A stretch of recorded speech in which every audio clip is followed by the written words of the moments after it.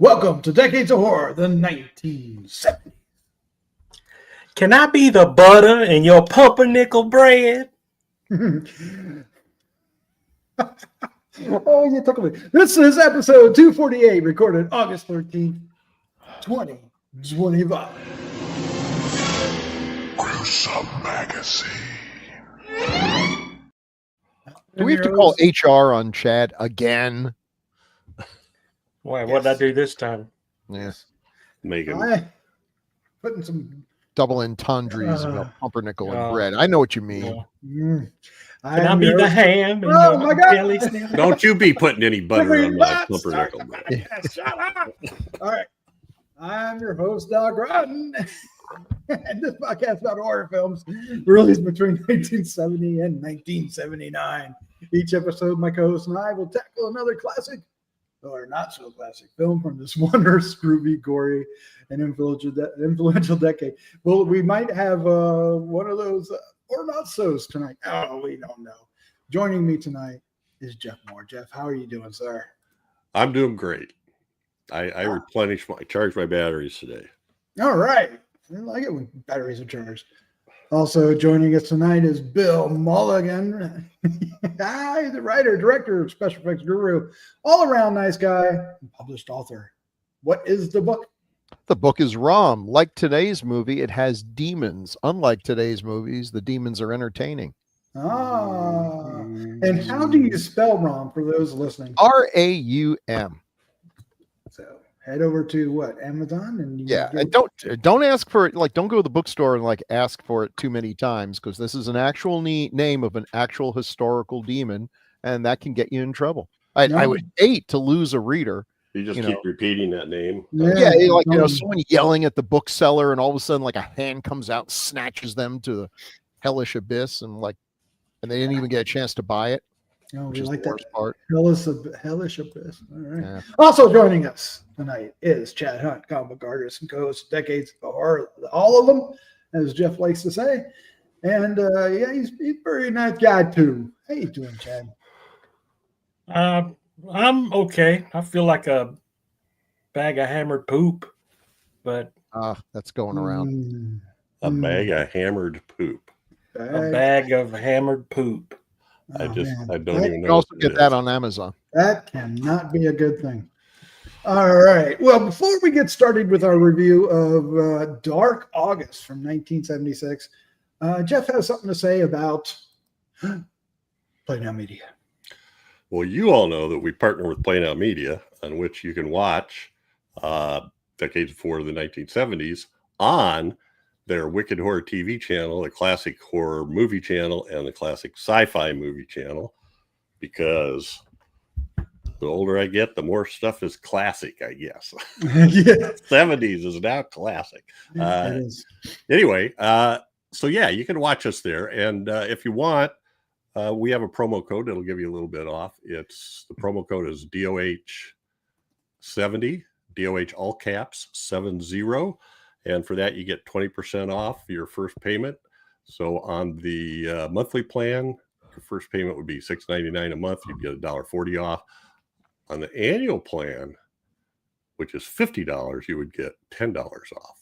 So only $40 for an annual subscription. So there you have it. They got a lot of good stuff there. And oh my God, do they have subgenre channels. I mean, if you can think of it, they got a channel for it. All right. Aren't there like 100?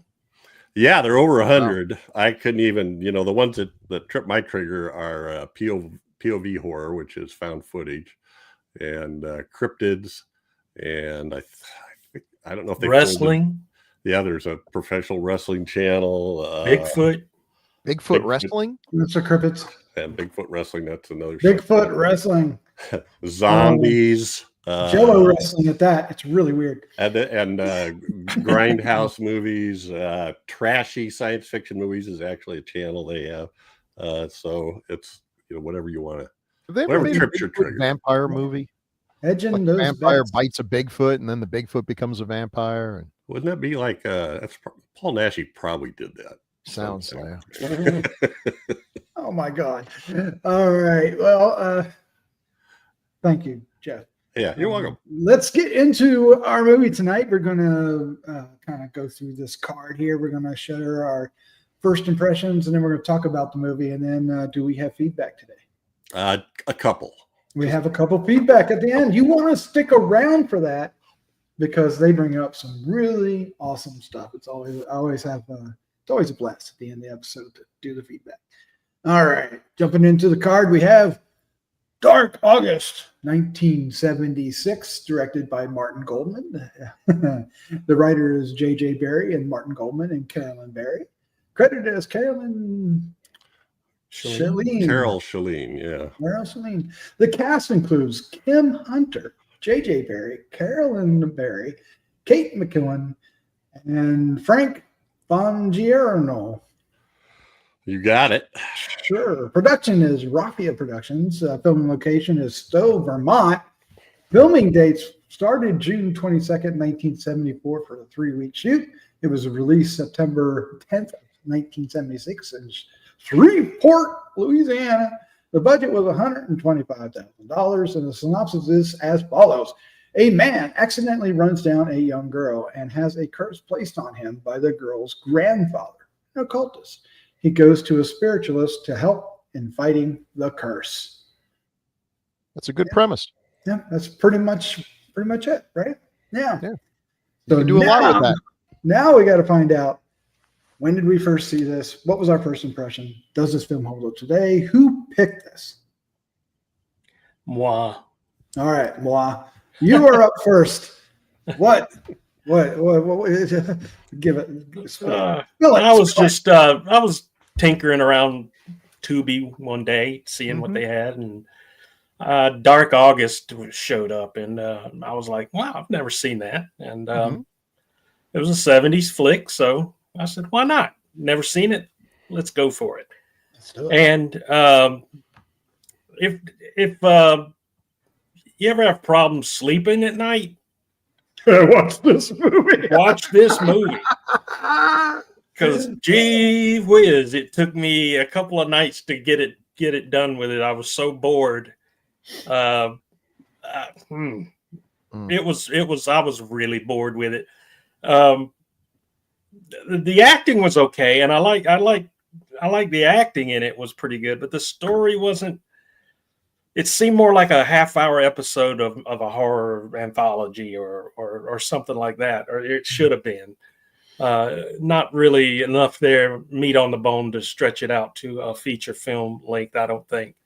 And we've seen these type of movies before. Anybody who's read Stephen King, you've read Thinner, you know that the curse gets put on the guy, and we've seen the premise a lot. So, and this really doesn't even stand out as much as Thinner did, probably because they had more money. Thinner, but what did I say? No, I was just clarifying that you're talking about Thinner. Yeah, Thinner. So I was really, really bored with it. And they had a creature, a demon. You just never got to see it, and he didn't really do much but stand around and be scary looking, you know. And so they could have did a little bit more with that to amp up the horror a little bit more. And there's a lot of padding in here as well. There's a lot of the whole ritual where the witch lady, I can't remember her name now, but that goes in and does her little ritual. And boy, did that take a long time. I set an alarm for that one and woke up when she was done. So, Okay. but I can't say that I hated the movie, but I didn't like it either. It's somewhere in the middle. It filled in some spare time, and that's about the size of it. So it was okay in my book. All right, fair enough. Bill Mulligan, sir. Yeah, I wanted to like this movie. I like the premise. It's a solid premise. We've seen it. Thinner is the most obvious example of it, but a lot of these faux horror kind of things. Someone runs afoul of somebody who knows stuff and they get a curse put on them, and then they have to find someone else who knows stuff who's good to take the curse off, and it usually ends up being a battle of wizards. And that's cool.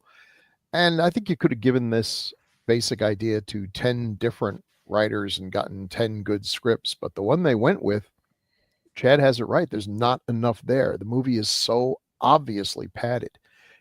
When Chad says the ritual scene goes on forever, he ain't whistling Dixie. It really feels like they got, oh my God, we got Kim Hunter. We better use her. And then she starts saying words, and she repeats the words over and over. Nothing happens. There's no music that wells up. We don't do any angles. There's nothing going on in the background. It's just her saying this mumbo jumbo, and nothing happens. It is so padded out. It's like, did you have to make a certain time? Well, then write another scene or something. Don't just take one scene of meaningless words and keep repeating them and wait for something to happen. It's awful. It's a regional film, and I like to support regional films. The actors, they kind of range. Kim Hunter's fine. The lead guy is good. They have that kind of I'm working off Broadway doing this part-time kind of thing going, but that's all right. It's competently made. The script is so thin, and you just needed a little bit more. I mean, I get that they can't show the girl getting killed, and I think they get around that as well as they can, showing the memory of the guy. And it's sort of interesting. Most of these films would open with that scene with, and this, it's someplace afterwards, and we have to use exposition, to explain it. We don't really get enough of the bad guy, his motivations, other than he's a grandfather, and all. It'd be interesting to actually, have him justifying what he does. It just feels like there's a lot there that wasn't given enough thought. And what you're left with is kind of a snoozer. And yeah, the demon, it's just a guy in this was the 70s, so it wasn't Temu, but I swear I could just go on Temu right now and order that cowl and just stand in the woods and just not do anything. Did they ever show a demon face or a hand and I just slept through it? I didn't think so. Didn't it at one point it had horns, like antlers, or did I wish it had antlers? I didn't see it. Wishful thinking, Doc. I mean, this is one of those movies where if someone said, "Oh yeah, Bill, you didn't see the scene with the horns and the antlers and the big ugly scary face," I'd be like, I may have dozed off. I may have glanced away at just the wrong moment. Might have been focusing on his crochet. Yeah. So, I'm not blaming Chad. We do this. You go through these things and you see, oh wow, 1970s. Haven't heard of this one. Here's a chance to watch a movie I haven't seen and knock another one off for decades of horror. And sometimes you find some diamonds in the rough, and sometimes you just find rough. It's in the disclaimer, guys. Yes, it's in the disclaimer. Jeff, sir, choice words. I liked it. Now maybe it's because I spent money on it, but Jesus Christ! This is really good. It's Arrow put out this volume 2, and I don't know what's in volume 1. Volume 2, American Horror Project, which also has Dream No Evil and The Child as sort of is that the one with the guy in the diaper? Semi lost. I believe that's the baby. Okay. Semi lost films that were resurrected. So anyway, I like this, and I like it for a lot of the reasons that you guys were panning it. I really liked that there wasn't. It felt more like reality to me in terms of like when they did the chant, and the spell or whatever it was she was doing was pretty long. But I'll tell you what, you got to hand it to Kim Hunter because they did that. That was a fairly long single take or one shot as the camera went around her and she said all that nonsense. And I liked that there wasn't music, because I thought all you got in the background was the clock ticking and little wind chime, I think, jingling once in a while. I liked that. I thought it was fresh. And I don't understand. I mean, Thinner was 20 years later, so I don't really see much comparison between these two. Yeah, it's a curse, but it was 20 years before Thinner. So I think there is some bad. The director talks about having some problems with the editing, and I think there's probably some transition scenes that he forgot to film. He hadn't done a lot of films, so we could talk about that later. So, and he brought in some experts. He said I thought he said he brought in a guy that did Woody Allen's movies to help Edit it? try to fix it in editing. So, but one of the things I liked a lot about it was the long shots. There were several shots. There's a shot in the town where he comes out of the doctor's office and then confronts the old guy. That's like a 3-minute shot without a cut. And the camera keeps moving around and picking up, focusing on different people and stuff. And then when she does her curse, that's over a 2-minute shot, I think. And there's one slight cut where they flash to Carol and JJ's faces and then back to that other camera where it's almost, anyway. So anyway, I think I'll stop. I liked it because it was fresh. The music was very strange. Some of it was just went nuts when something crazy was happening. It just got jarring. And then there was this other little tune that kind of played along, and I can't decide if I like it. I kind of like it because I felt like it had the weird capability of sounding like normal everyday life on a country drive, yet you thought something was slightly off. That's the way I took it. So anyway, and love me some Kim Hunter always, and I thought the other actors did fine too. It really seemed to me to be much more normal life than, and including the dialogue, than a lot of movies are. Yeah, me. This was a challenge to not fall asleep. Try to have something else to do to keep your mind occupied, so you stay awake. I watched it twice, and I never fell asleep. I imagine you did. Never fell asleep once. But it felt like it has good qualities too. I kind of side with Jeff a little bit. I really like the cast. I like our lead protagonist. He was I would call him a protagonist, even though he does some bad things. But he's not particularly likable. He's cursed. He's cursed. And his wife, it wasn't his wife, his girlfriend, right? Because his wife, he called up on the phone. And that was his ex. Well, it wasn't an ex-wife yet, I guess. Not yet. But I liked her, and she was, straight up, behind him, supporting him and everything. I like that. And their friends, I like them. And Kim Hunter. I agree. The problem is that the script really doesn't grab a hold of the concept and do anything, it's not remarkable. It's very low key. There's we found this ancient tome and somebody explains everything. Right. Well, there is a lot of explaining to do, but anyway, I'm glad I watched it. I can't recommend it. I'm not going to watch it again. But I did watch the first American. Was it? What'd you say it was? American. The set. American Horror Project. American Horror.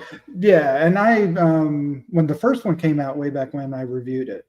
The film. So, and they were interesting, and they had the same problems. Also, because they're kind of like these low budget, probably drive-in only features. And they all kind of share this quality to them.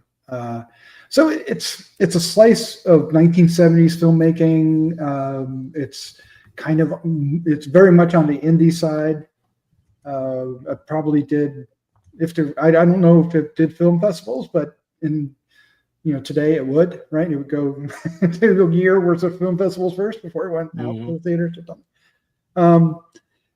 But at the end, I think the problem was it to me, it didn't have any agency or urgency. It was really laid back. It was really like, even when it got where he's doing some, questionable things, it was kind of like, that's it. Except maybe the bedroom scene. It got a little violent there. Yeah. And some nudity thrown in for good measure. But yeah, I'm kind of siding with Jeff, or siding with Bill and Chad on this one. Sorry, Jeff. That's all right. All right. You guys have short attention spans. All right? That's true. Yeah. Well, yeah. This has indie written all over it. Oh, it does, doesn't it? Has what? Yeah. Has indie written all over Oh, it. right. Yeah. It is, They were not concerned with Oh, how commercial it was going to be. anyway. Are we ready for this other thing that we do? Yeah, let's do this other thing. Yeah. Yeah, okay. Well, this is the time on Sprockets. Sprockets. Sprockets. When we do taglines with Chad. Chad Oh, played man. by Chad, his old place. It's a man. Yes, oh, man. All right. Taglines for Dark August. A young girl dies, and evil powers from a tortured mind go out of control. Sounds exciting. I wish I saw that movie. Yeah, it sounds more exciting. I'm kidding. A month of insane terror leads to a night of bloody revenge. Does it though? Well, that does tie in the August thing. I didn't. Did they ever actually establish this is happening in August? In the title. Yeah. There's a title alone, yeah. Torn apart by a sinister curse. All the way apart. But When a demonic spirit loses its control and hides in the woods. Huh? Okay. that's strange. Yeah. I added the last part. Oh. Yeah, well, yeah. Oh, good. Okay. And that's true, but Lose your control. Okay. Thank you, poster. Okay. I will. A young girl keeps dying. No, a young girl dies. That's it. Just a young girl dies. Oh. Yeah. Oh. What happens then? See the A movie. world of fear where death is reality. Well, I think death is reality. I don't know. I think you just described our world. I think we get closer to it every day. Yeah, really. What universe do the filmmakers live in? It's like, imagine a world where death is a thing. And that's People fear been death. Taglines with Chad's Chad. our hero, cool and rad. With him reading taglines, they can't be that bad. And I must say, the last four are translated Completely from made up. foreign posters. No, Oh.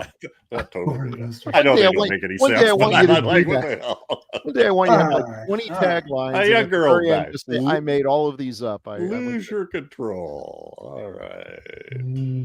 Here's the first poster. mean, not a bad poster. I hadn't seen it before, and it actually, It's not. they did a good job with the poster. It's not what happens. But, No. What is it? What has he got? Is it? He's got It's just- rebar going through him. Is What are they Spears. trying that to from say? where the two guys are talking? The one guy cuts himself like a Yeah. little, and nothing. Wow. We We don't see that. We don't see he a dead cuts his girl, he cuts his leg with a handsaw. Now, Yeah. I said I like this movie. That doesn't mean I think it makes sense. He Yeah. cuts his leg with his handsaw, and he's in the hospital for like 4 or 5 days. Hmm. How's your brother doing? Well, he's supposed to get out of the hospital on Friday. I'm like, what? Jeez. What, they don't know how to do. Ran out of stitches or I something. guess. They're trying. I think maybe they're trying to imply it hit an artery or something. Ripped open his artery. I don't know. Yeah. I don't know. And then we have this. This is from the Arrow video. Yeah. That's pretty cool. But yeah, all the videos have this style. And there we see the demon standing in water. Just yeah, that's exactly what you see. And that old man is not scary. But is he a demon? oh, I don't know. This is the part that I got no Tim idea. Hunter said he was. I got no idea who that figure was in the woods. It doesn't actually do anything to anybody. It just shows up. There's that one scene where Saul, J.J. Barry, is chasing it through the woods and over the rocks and down the rapids and everything. And then he gives up and shouts, "What do you want? What do you want from me?" And then the next scene, they're all walking into Kim Hunter's place. To me, there should have been like a transition or something, or maybe he was overseeing the curse. I don't know. Well, that's another thing that bothered me about it. If you're going to pad out a movie, spend a few extra bucks on a good mask and some claw hands or something. If you spice it up a little bit in that way, or put some atmosphere Yeah, in the well, I shots feel or something. yeah. And I know we shouldn't go ahead. So what did the dog mean? Yeah. What? I don't know, but why did he have to die? Why did the dog have to? So the director said, they asked the director, "What does that mean?" I have no idea. I just didn't know how to end the movie.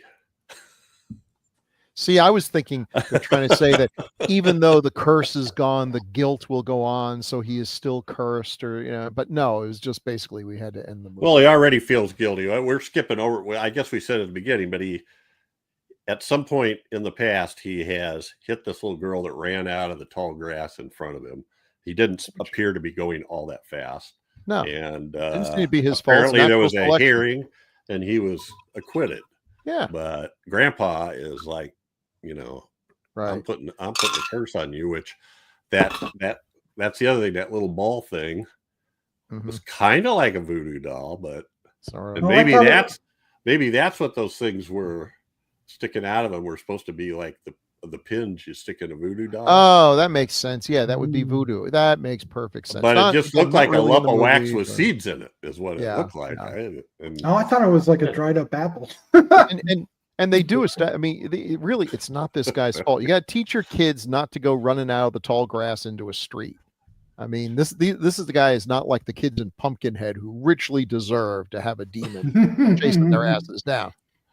All the way. See, I would, if I were making this movie, and it's not fair to, do that kind of thing, but I would have had the demon like killing his friends, making him suffer as the grandfather suffered. That's the real torment. Yeah. But no, I would have given the demon something to do, but maybe he was like, and that's sad. The other thing is he kind of skipped. We don't know what happened in that final second to last scene where, she goes through the whole thing that's supposed to lift the curse, and the old man comes in the door behind her, which was effectively done because it was lit just right that you could barely see him, shoots her through the back, assumingly kills her. His friend runs over there. The old man jacks him in the head with the butt of his rifle while he's laying on the ground.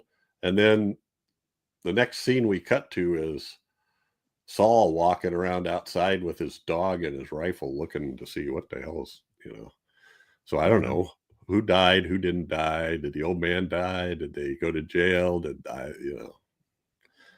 don't know. I don't know any of that. This poster's terrible. I mean, could they have not tried any less? It's published. Well, that's I think that's a VHS cover. It's got to be. Yeah, well, that makes the size sense. of it.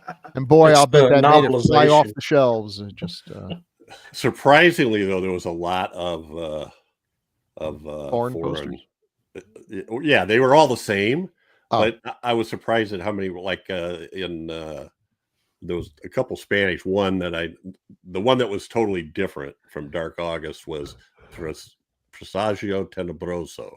Dark Omen. Okay. The rest of them were all like some version of Dark August or when you translated it. Um, Well, so you said that the Martin Goldman, he didn't do much. I think he's got 3 directing credits, and there was one before this. That was. No, you can't say it. Yeah. Sure, you can. Oh, no. Can we? That's the No. title of a movie. I'd rather of- not. I'd rather not. Might get demonetized. Canceled. Legend of N-Word Charlie. Yeah. Um, Yeah, they don't make them like that anymore. No, they sure don't. but They you made can- a couple like that back in the day, though. They did. Yeah. 1972. White man in self-defense heads west towards freedom, pursued by a professional slave hunter. Stars Fred Williamson. Yeah. Man. Anyway, a lot of blaxploitation. I don't see that as a whole lot different than Mandingo, but One of them will get you chased. I mean, and then he made one Dang it. called the Legend of the Spirit Dog. That was 20 years later. Yeah, 21 years later. Yeah, And is that the dog that got shot at the end of this movie? I don't I think it know. was. And No, then it's I probably a didn't different dog. see this one, The Reading. Oh, it's just him. I don't know. Movie about getting old and dealing with it. And the picture of there is a picture of him being old. Oh. Watch your struggles. Right. What you know. Must be It's a almost picture of 10. him being old. I got one of those myself. I could get working on that novel right now. Well, listening to his commentary, I shouldn't. I think this set came out in like 2019, but in the commentary, I got the impression his hearing wasn't all that good because the guy would ask him questions and he would answer a different question quite frequently. Yikes. I don't think it was his fault, but Yeah. and then but he had a pretty strong remembrance of what was going on in this movie, and he almost grinned with sort of a mischievous pride when they said, "What does that dog mean?" And he said, "I don't have the faintest idea. I just didn't know how to end the movie." And so Maybe he did it one time, but he's so old now. oh, yeah, I don't know. Anyway, I mean, I actually thought it was Just not a didn't. bad ending. You got to, these things almost have to have a twist. And right. yeah, so Okay. it's never over. Oh, Guilt well, is never I'm over. not. I don't have a problem with. There's mystery left in this story. Mhm. I don't have a problem with that. Maybe the demon went over the dog. I didn't know what the hell were those marks in the dirt. Were those supposed to be footprints or? Those were cloven hoofs. Yeah, it looked like cloven hooves, yeah. hoof. Oh, okay. Well, then it was a demon or something. Yeah. Or a devil. Anyway, Could it be Satan? Hmm. It's a All right. possibility. wouldn't Well, that be the- special? There is speaking of special, we do have a very special person in the cast. Yes. That is To me, the definitely most worth interesting thing in the talking movie about. is getting, Kim Hunter is someone I've seen 100 times and would not recognize because she was looked like always the in young April. lady on the bottom right there. Mm-hmm. Zero. I loved her as Zira. Zira was fantastic and really so well done. Great makeup. A challenge for an actor. I mean, the makeup's great. It's foam rubber, so it does allow some expressions, but it's not easy. And to the pull eyes. off. And the eyes. Yeah, her eyes Very are important to leave the fantastic. eyes, She was a yeah. lovely lady. And I'm watching this movie. Doc mentioned this before we started. It's like you're looking at her. It's like, can I see a little bit of Zira in there? And yeah, every now and then in the eyes. Yep. You And then just- the voice, you close your eyes so you can hear the voice. Voice. Yeah. Absolutely. But she's great. I mean, she was in her first movie was The Seventh Victim, Oh, that's good. the Val Lewton one, which I think she's phenomenal in that. So that's where I, kind of first knew about her, because you don't see her in the Planet of the Apes movie, even though she's almost ever present. She won an Oscar for playing Stella in Streetcar Named Desire. Stella. Oh, she was Stella? Yep. I don't know why I didn't. Didn't Now, put that did together. she fall afoul of the blacklist back then? I don't think so. She's pretty steady working Okay. through the 50s. I thought she was in a Hitchcock movie too, but I must just be thinking of Seventh Victim. I was thinking maybe what's the one?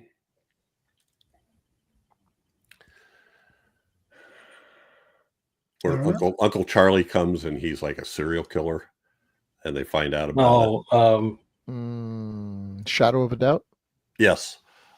For some reason, I was thinking she's in that, but she's not. I've got a memory like Swiss cheese, and somehow I pulled that out of my hindquarters. Good job. Yes. But she's working 140 credits. Oh my gosh, Good. That's good. She's a working actress. Oh, I mean, and I really liked her in the movie, and yet I wanted a hook to come out and yank her off the screen. I mean, I didn't want to see the character get killed, but at least that stopped that. It didn't feel like 2 minutes. It felt much, much longer. She was in Bad Ronald. Oh no! Oh wow, we got to do Bad Ronald someday. Great TV movie. Yeah, that's one that people remember. She worked on this movie for 3 days. Yeah. The director was so the J.J. Barry and Carol Shalene at the time wrote the screenplay, and somehow or another with the director, and they were trying to find a name to put on it. And I don't know, whoever he was working with contacted him and said, she's in New York and she has 3 days free. Wow. And so they jumped on it. And they still got that dialogue out of her. Gosh, that's good. Yeah. She was in the 80s. She was in The Kindred and Two Evil Eyes in 1990. Oh, yeah. Really? Oh, Who's she she was playing in Two Evil Eyes? Mrs. Pym in The Black Cat. Oh, okay. So she was in Argento's. Okay. Oh, Yeah. check that out again. What year was that? 1990. 90s. Yeah, Was it really? Yeah. Just missed being in 80s.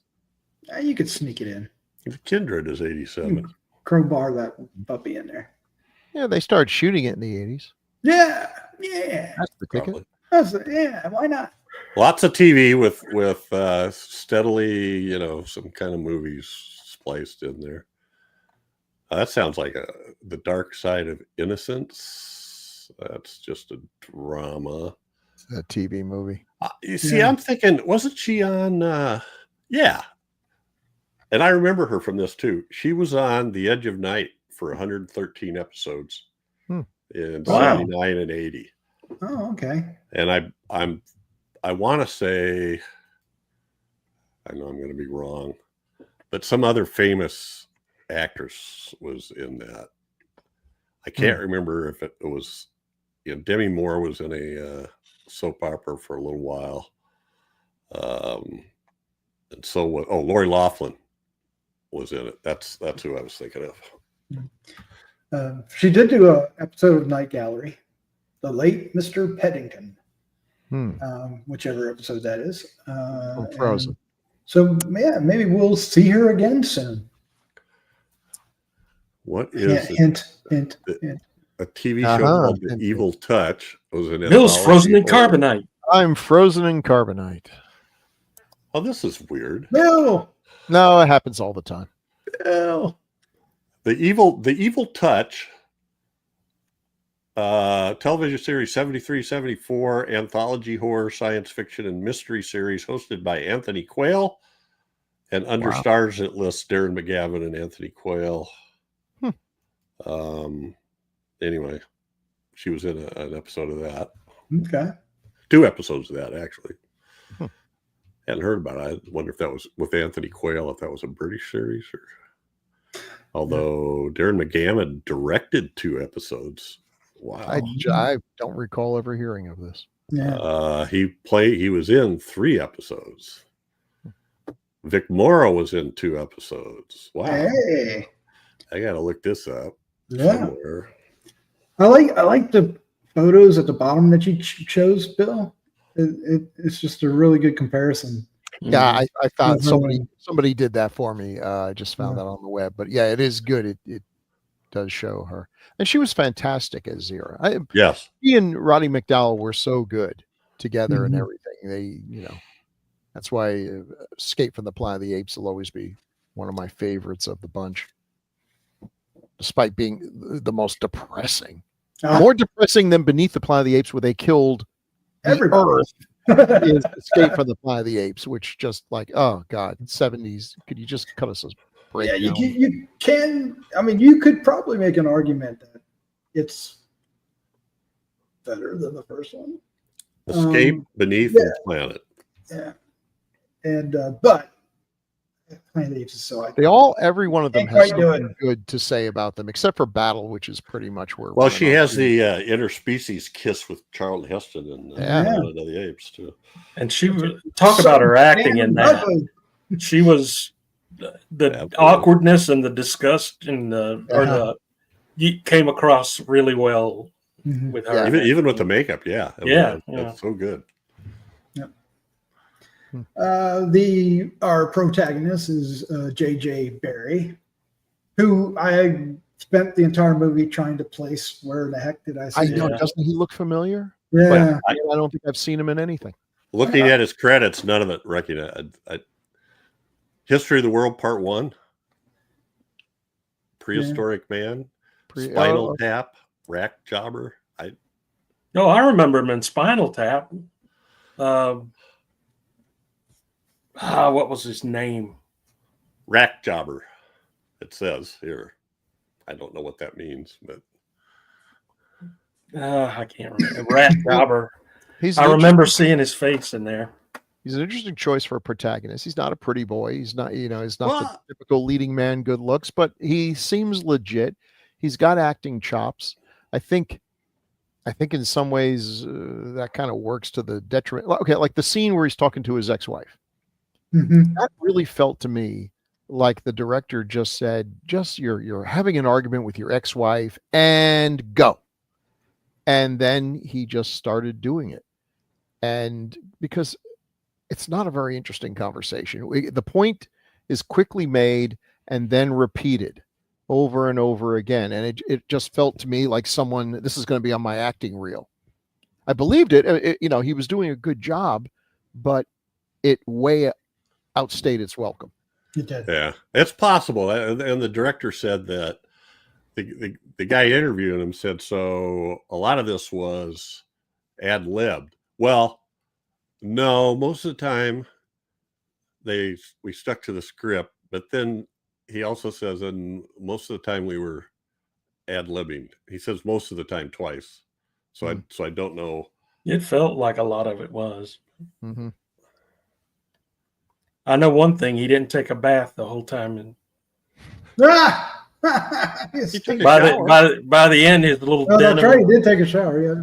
He didn't wash his clothes. His little denim Tennessee tuxedo there that he wore the whole. Well, show. yeah, and I noticed it got farther unbuttoned as the movie went along. Yeah. Oh my gosh! Revealing the Chester, but he died in I think 1990. He was fairly young, 58, I think.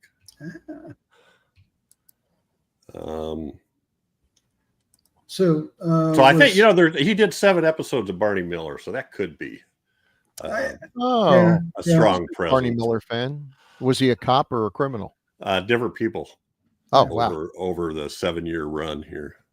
Yeah, he did do a lot of TV shows I watched. From Street Blues, Soap, Happy Days, Bosom Buddies.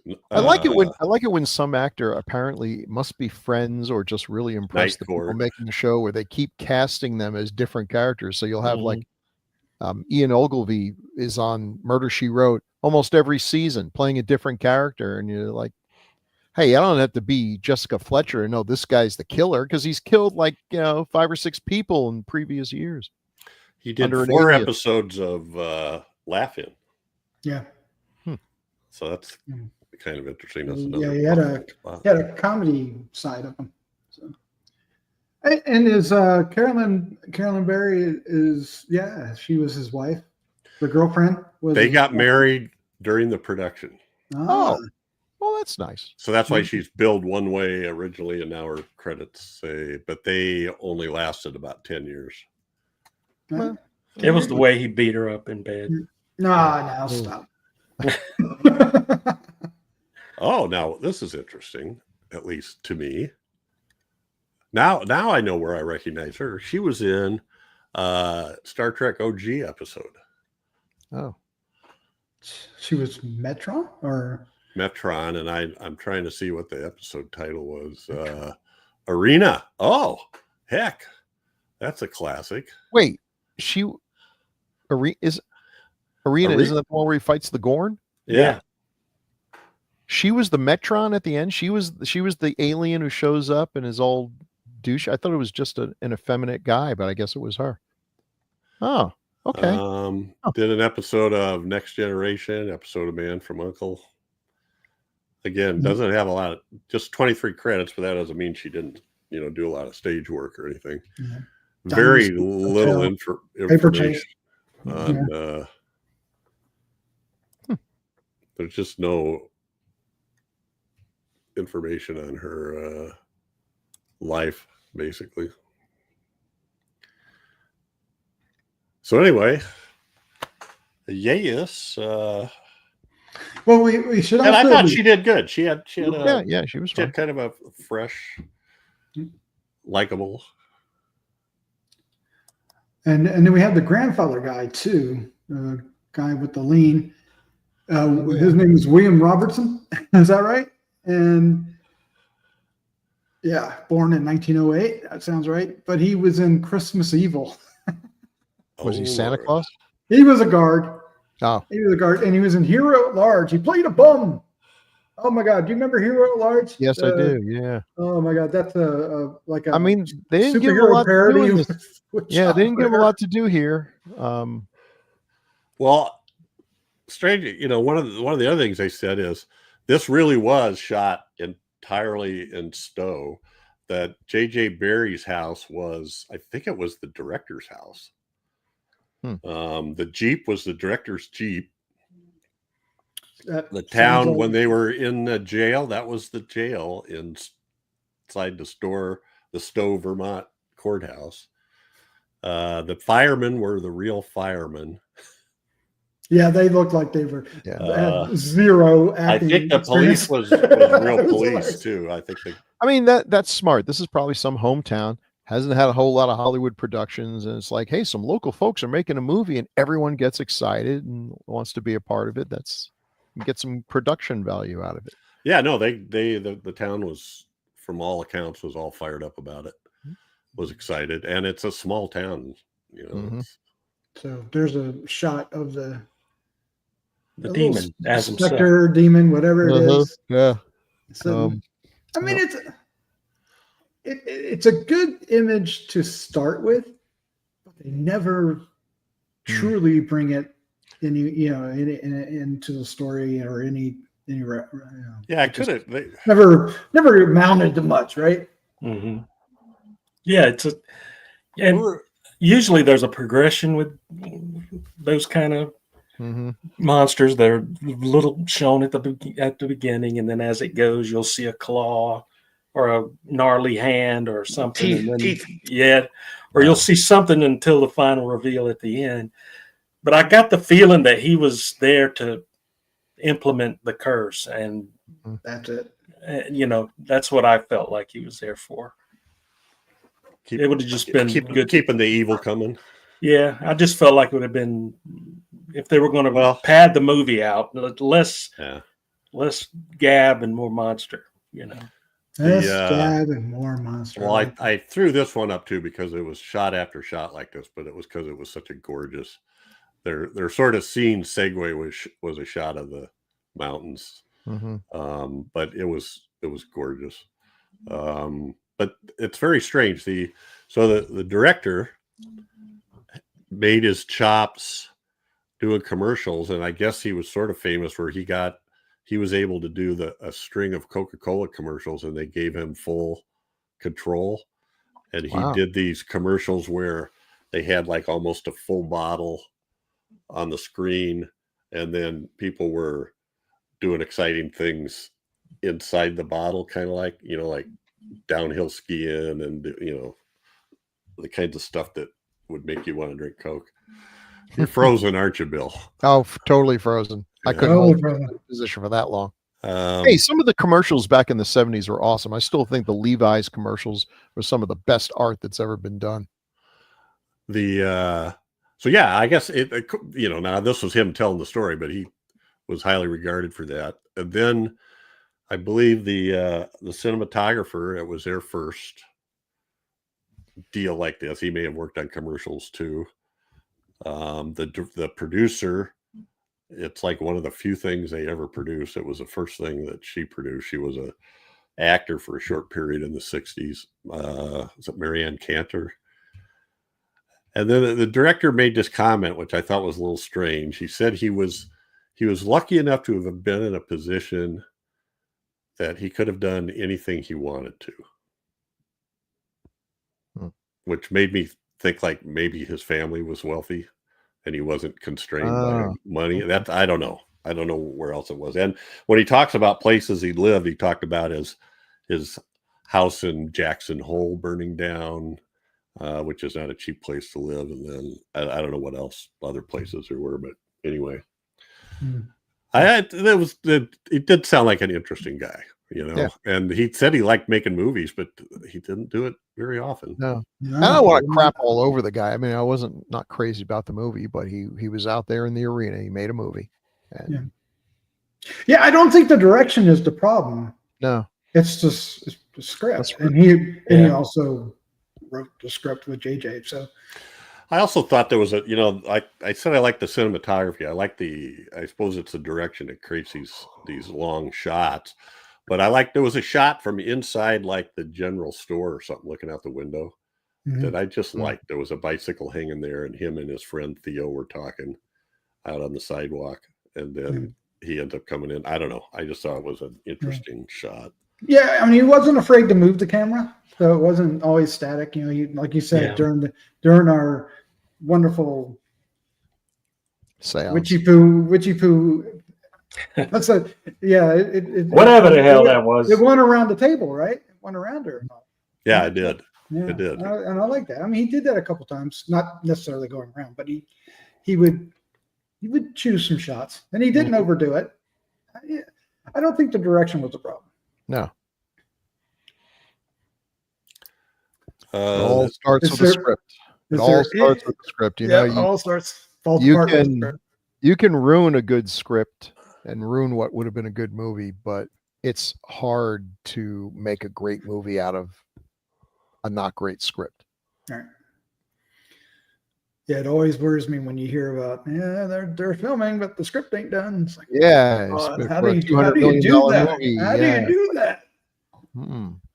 Sometimes it all comes together, and sometimes it doesn't. You got no one but yourself to blame. What else do we say about this movie? Not too much. It's 90 minutes. I don't know. Where did we watch it? I watched on Tubi. I saw it. I watched it on Tubi as well. And it's good. It's a good copy. It's the Arrow copy. So considering this, this seems like a regional film. Those are the kind that you would think would disappear, but it's solid. It looks good. It's weird how that works out, that there are some Hollywood movies that they have to do painful restoration of because they've allowed it to just almost disintegrate.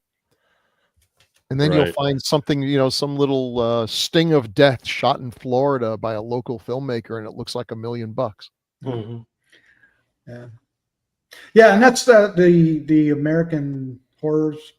What is it? American Horror Film Project. Yeah. All 6 of those films are very similar in that respect, Bill. That they're all these. They were poorly marketed indie. They said they felt like that this played mostly in the South, even though it was made in Vermont. Probably a lot of drive-ins. I was going to say drive-ins. Smells like drive-ins to me. But it's not. It's very. You look at it and it screams 70s. It's one of those that just has that look to it where it's pure. It's 70s from the way everybody dresses, the hairstyles, the way everybody talks. But It's not just, in a bad way. It's not in a No, bad way. no, It's no. really strong. Hey, it was a glorious time. Yeah. I remember it well. Kudos to him for making that movie. Considering he even says later on that he says, I really didn't know what I was doing. I thought I knew what I was doing, but it's good looking. Yeah. So It's good copy, and Arrow, and kudos, as you said, to Arrow as well for distributing it. So putting it out there on is it Blu-ray? They put it out on Blu-ray. it is on Blu-ray. Yeah. That's probably the copy where we were watching too. Right. Probably Yeah. what got loaded up. Oh, absolutely. Yeah. Well, there you could. So here's what I'm curious about. Everybody out there, how many of our audience has actually heard of this film, two watched it? And I imagine that if they're into the Arrow films, they've at least heard of it. But I would love to know if anybody actually saw this when it came out. And I can't wait to hear what people think of it. There are a lot of movies I've seen, but there's not very many that I've never heard of. Yeah. And I've never heard of this, at all. Yeah. No, I'm glad you picked it. Yeah, the only reason I heard of it. Find in a way. Yeah, the only reason I heard of it is because of the Blu-ray collection from Arrow. So, all right. Well, there you go. That's our review of Dark August. It's probably the shortest review we've ever done on this series. But it's, check the movie out. Let us know what you think. Can't wait to hear from you. Chad, thank you. Thanks, you're Joe. welcome. For whatever that's worth. And I guess we'll transition very awkwardly into feedback. What do we have? Well, we have only two feedbacks. One is and these are for old ones. Yeah, they are. Episode 182, The Ghoul. Chad, could you take that one from Gordon Clarkson? Gordon says, unfortunately, this movie is completely unavailable here in the UK. It used to be shown regularly on TV, but not since the 1990s. The titular character is a feeble monster. However, the cast is great and the atmosphere is amazing. That sounds right. I'd go with that. I think maybe we've said that. Thank you, Gordon. And then one short one on 194, Shriek of the Mutilated. Speaking of Bigfoot. Bill, Tanya Brown says, of Shriek of the Mutilated, this is one of my favorite movies. Tanya, you've got to be watched carefully. That is you're our kind of woman, Tanya. That's right. Yeah, thanks, Tanya. That's so cool, though. Yeah. One man's trash is another man's gold. I say that all the time. We had fun with that one. It is it's bad. There's no denying it's bad, and yet it is compelling. Yeah. Well, Santos is one of his favorites as well. Yeah. So. And he liked it for that reason alone. Yeah. It's funny that what makes us like certain films, whether it's nostalgia or where we were in our minds and hearts at the time we watched a movie, can make us remember it. It's just, I think that's one of the cool things of watching movies and liking and not liking movies is it sort of depends on your environment of when you saw the film. And so I just think that's so cool that's one of her favorite movies. It's just, because you look at it and most people will go, God, this is god awful. He's wearing pants. Bigfoot doesn't wear pants, but this was great. This was great.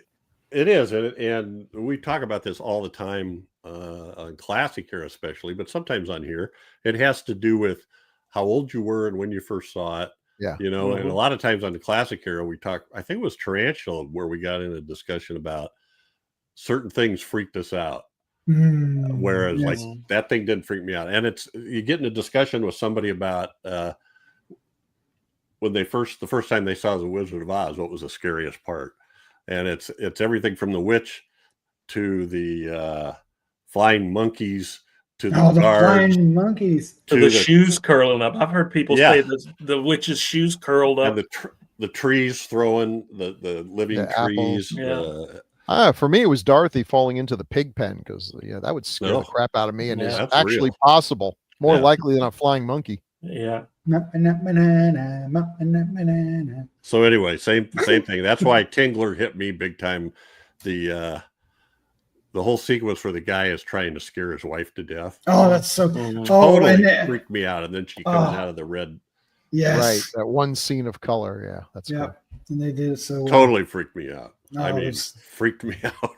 And it still freaks me out when I see a bathtub and you can't, I don't know why. Lakes, the ocean, there's stuff down there. I don't know what that is, but something about a bathtub that you can't see in. Well, if the water's so dirty that you can't see the bottom of the bathtub, I would not go in. I'd be scared too. Blood. You fill your bathtub up with blood? Yeah. There's a problem right there. That explains his youthful good look. He's like Elizabeth Bathory. Yeah, that's it. Elizabeth Bathory is kind of a heroine of mine. All right. Well, we know what we're doing next episode, and I am so glad Bill picked this. I can't wait to see this again. It's one of my favorites from 1979. Bill, what did you pick? It's a movie with what has to be one of the dopiest premises ever, and yet it's done so well, you completely buy it. What if H.G. Wells, writer, man about town, also was an inventor who built a time machine? Seems implausible, but if he did, and what if his best friend were Jack the Ripper? It could happen. It could happen. Buy the first premise, you'll buy the second. And what if they both ended up in the future, our present at the time? You've got time after time. Great cast, great execution, great director. I mean, this movie has all the parts to be good, and it does. And what if they meet Sherlock Holmes while wait. No, that's a different one. Now you're taking it just a is step. Is it?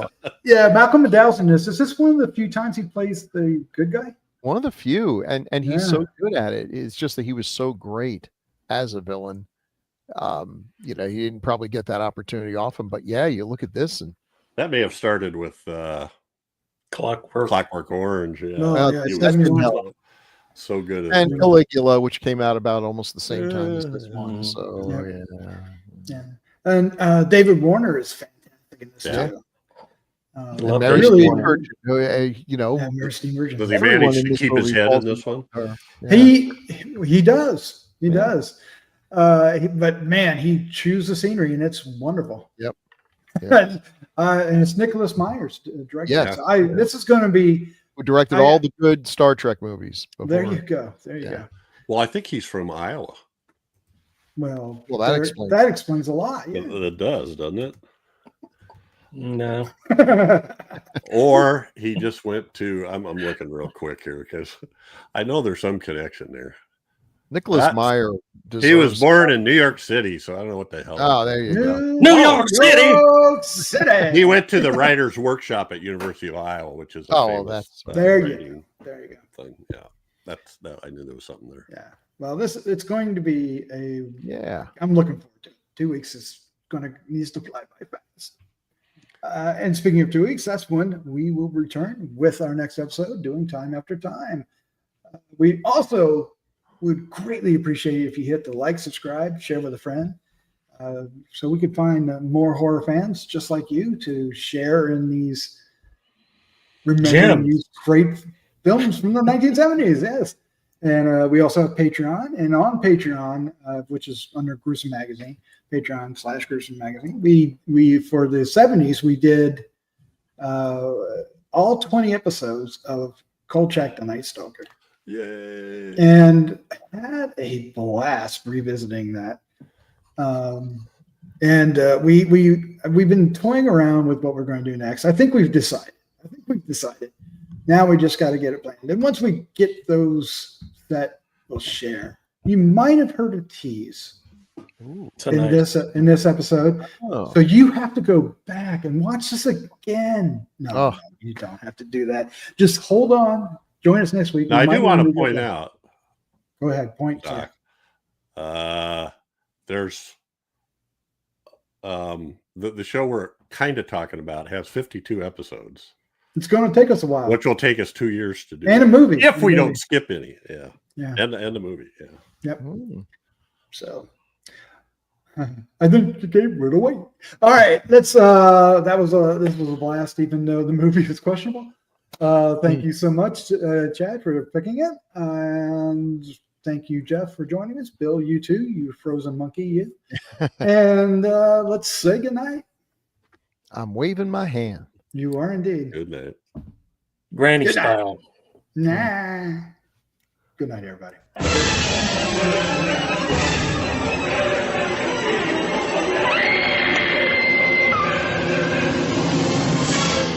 Gruesome Magazine.